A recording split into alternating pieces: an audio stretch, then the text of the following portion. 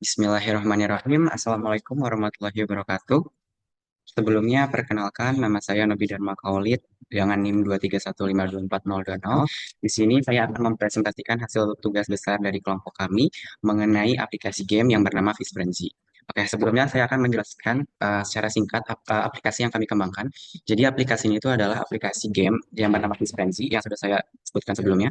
Jadi sebuah permainan berbasis Unity dua dimensi di mana pemain itu bisa menangkap ikan untuk mengumpulkan poin. Nah, nanti pemain itu dapat bermain secara single player, satu pemain manusia ditambah dengan tiga AI, ataupun dengan multiplayer, dua pemain manusia ditambah dua AI.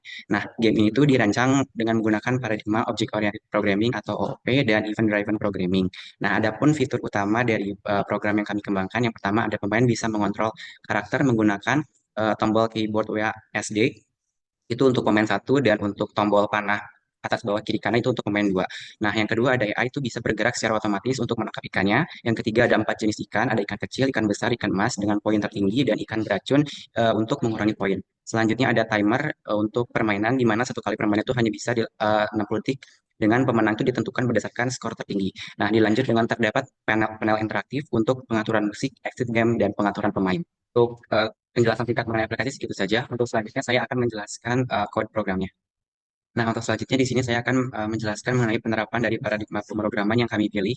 Yang pertama itu ada paradigma utama yaitu Object Oriented Programming. Nah, di sini tuh digunakan untuk membagi logika game ke dalam beberapa kelas yang spesifik dengan tanggung jawab menjadi untuk tugas yang spesifik. Jadi masing-masing kelas itu punya tugas yang spesifik. Nah, setiap objek di dalam game itu seperti pemain, bot, ataupun ikan bisa diimplementasikan menggunakan kelas dan memiliki atribut serta metode yang sesuai. Nah, di game atau di program yang kami kembangkan ini contohnya ada di file fishcontroller.cs. Nah, saya akan menjelaskan sedikit, yaitu jadi di kelas fish control ini itu dia bisa ngelola logika ikan seperti gerakan menuju posisi acak dengan menggunakan area limit. Selanjutnya ada property point value yang digunakan untuk menentukan nilai poin dari jenis ikan tertentu, dan getter setter dari point value yang digunakan untuk mendapatkan nilai dan mengatur nilai point value secara lebih aman. Selanjutnya itu ada inheritance dan polymorphism di file player controller.cs sebagai abstract class, dan untuk turunannya itu ada file move wasd.cs di kelas move wasd. Yang kedua ada file move arrow di .cs di kelas move arrow, dan ada file movebot.cs di kelas movebot. Oke, nah untuk penjelasan singkatnya, jadi nanti di kelas player control itu tuh ada merupakan abstraksi yang menyediakan metode umum untuk semua jenis pemain gitu. Jadi eh, kemudian nantinya tuh kelas move WASD dan move arrows itu bakal mewarisi dari player controller sebagai abstrak kelasnya dan mengimplementasikan input kontrolnya masing-masing. Nah, keunggulannya tuh apa sih dari OOP ini tuh? Nah, pertama ada dari modularitas kode. Nah, di sini tuh nanti setiap kelas tuh punya tanggung jawabnya yang jelas, seperti yang sudah saya jelaskan sebelumnya. Contohnya seperti fish controller, dia bakal mengatur logika ikan, move WASD dia untuk mengatur gerakan pemain dengan kontrol WASD di keyboard. Terus ada move around dengan mengatur gerakan pemain menggunakan panah yang ada di keyboard. Nah, terus yang kedua ada reusability. Nah, untuk contohnya itu ada di kelas seperti sama sebelumnya di fish controller. Nah, itu bisa digunain kembali untuk semua jenis ikan. eh, Hanya dengan mengganti nilai properti, point value, dan perilaku tertentunya gitu. Nah, base class-nya itu player controller yang bisa memungkinkan berbagai jenis pemain seperti manusia ataupun bot dengan logika dasar atau logika yang sama. Selanjutnya ada inheritance dan polymorphism selanjutnya, yaitu sama di kelas lain, yaitu di kelas player controller. Nah, itu sebagai base class-nya itu sebagai base class yang memungkinkan pengguna tuh bisa menggunakan metode yang sama. Jadi pada di subclass move WASD, move arouse, move bot itu tuh dia inheritance dari si player controller itu, sehingga tidak perlu menduplikasi logika yang sama. Jadi nggak ada duplikasi kode.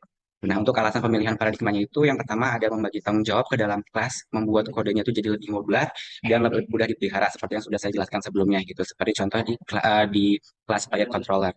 Nah, untuk selanjutnya itu kita memilih paradigma event driven programming. Nah, di paradigma ini itu digunakan untuk menangani aksi dalam game yang bergantung pada event. Nah, seperti menangkap ikan, waktu habis, dan interaksi UI. Contohnya tuh di mana contoh penerapan event driver programming di program yang kami kembangkan itu ada di file player controller.js dengan menggunakan metode on trigger enter dua dimensi.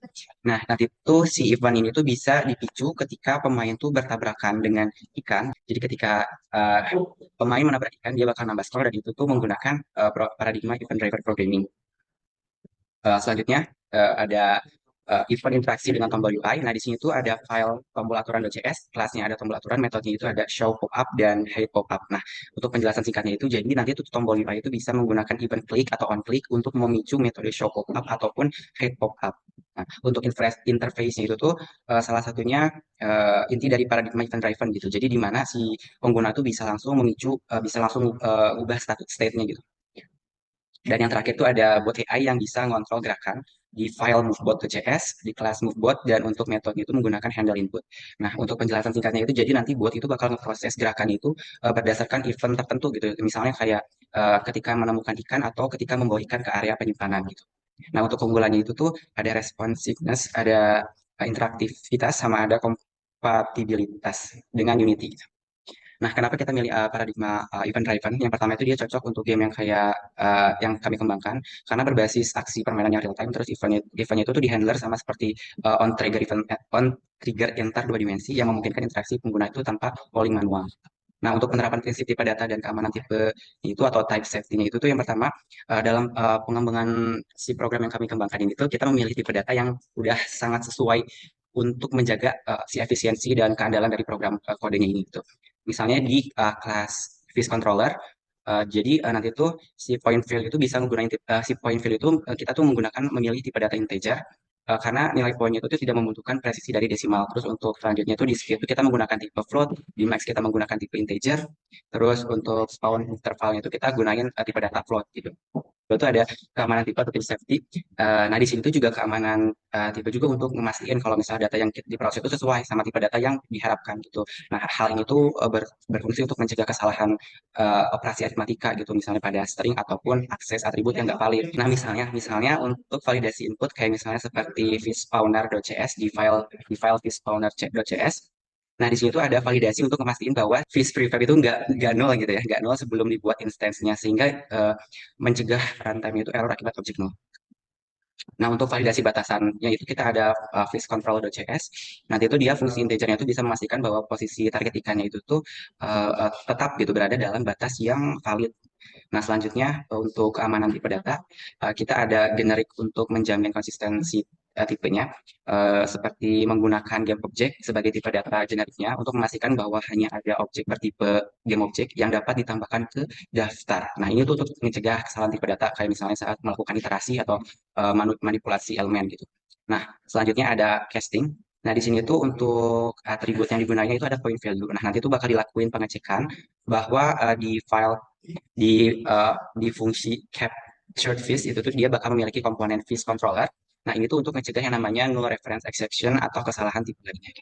Nah, kita lanjut ke poin selanjutnya itu ada penerapan prinsip enkapsulasi dalam program.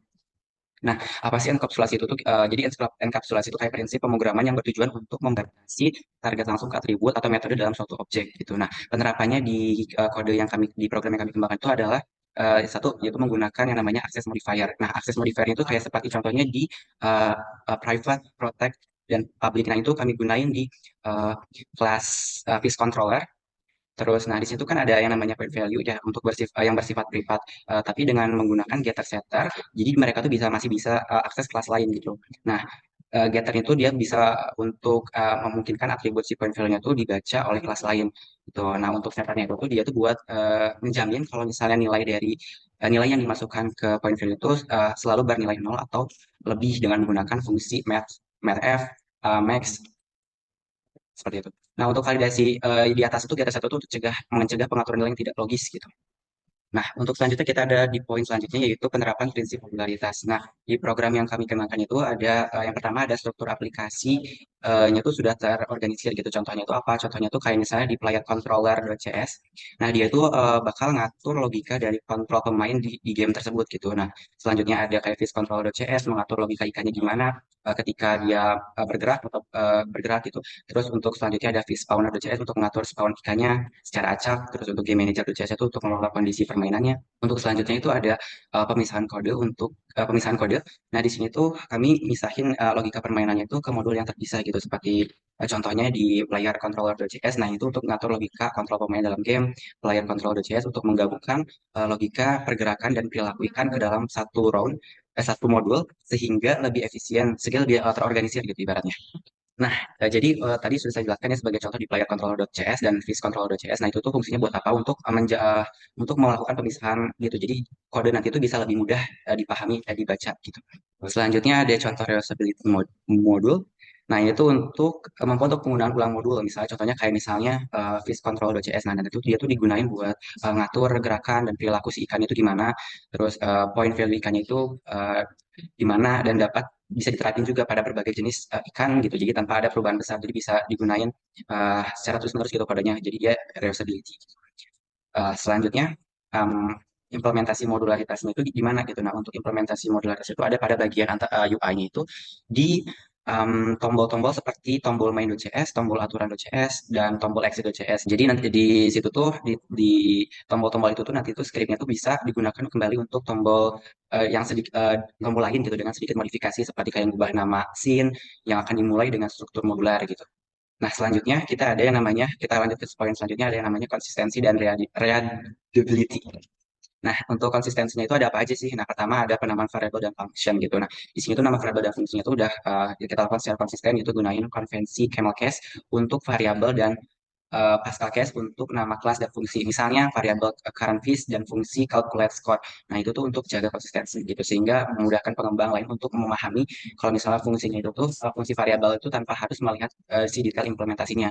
Gitu. Selanjutnya ada strukturnya itu gimana? Nah, untuk struktur filenya itu tuh udah terorganisir gitu. Nah, di mana nih misalnya di folder script, prefabs dan aset gitu. Nah, di sini tuh fungsinya buat apa? Untuk memelihara kode itu biar ibaratnya untuk memudahkan gitu, memudahkan pemeliharaan kode gitu. Jadi semua scriptnya tuh terkait control board itu disimpan dalam folder yang sama, jadi nggak campur dengan script lain gitu. Nah, untuk selanjutnya ada pola desain. Pola desainnya itu tuh kodenya tuh udah menggunakan prinsip desain yang konsisten seperti single responsibility principle SRP gitu. Nah, contohnya itu di mana? Contohnya ada di kelas bot controller yang bertanggung jawab hanya untuk mengontrol AI botnya gitu. Selanjutnya ada komentar. Nah, komentarnya itu sudah kami tulis juga, sudah kami sertakan juga di setiap kode-kodenya. Selanjutnya ada yang namanya readability. Nah, itu tuh untuk keterbacaannya. Yang pertama, eh, kita sudah menggunakan nama yang deskriptif gitu. Jadi gimana maksudnya? Jadi di sini tuh kita udah menggunakan nama yang jelas gitu. Seperti kayak misalnya di calculate fish speed ataupun get nearest fish position. Nah, itu untuk nama yang deskriptif gitu. Nah, nanti itu bisa digunain untuk memahami maksud dari fungsi ataupun variabel tanpa harus menulis detail implementasi. Jadi udah nama fungsinya tuh udah sesuai dengan isi dari code-nya. Untuk selanjutnya itu ada penerapan prinsip abstraksi. Nah, di sini tuh kita prinsip abstraksinya tuh ditetapkan pada kelas player controller. Nah, di sini tuh kelas player controller itu merupakan abstrak kelasnya gitu yang mendefinisikan perilaku dasar untuk semua tipe pemainnya dalam game. Nah, kelas ini tuh biasanya akan digunakan langsung, tetapi menyediakan fondasi bagi kelas-kelas lain yang mengimplementasi kontrol yang spesifik gitu. Jadi bahkan kayak sudah dijelaskan tadi gitu. Jadi si kelas player control itu jadi dia tuh nge-inheritance gitu.